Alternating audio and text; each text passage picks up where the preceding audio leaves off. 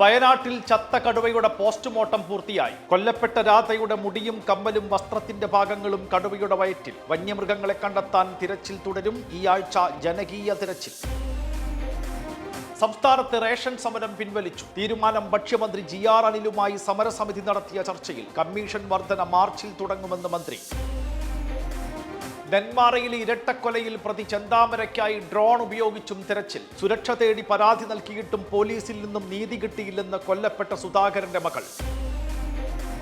Elappully brewery പ്ലാന്റിൽ എതിർപ്പാവർത്തിച്ച് CPI. പാവപ്പെട്ട മനുഷ്യരെ മറന്നുള്ള വികസനം ഇടതുപക്ഷത്തിന്റെ വികസനമല്ലെന്ന് ബിനോയ് വിശ്വം. കുടിവെള്ളം ഇല്ലാതാക്കുമെന്നും ആക്ഷേപം.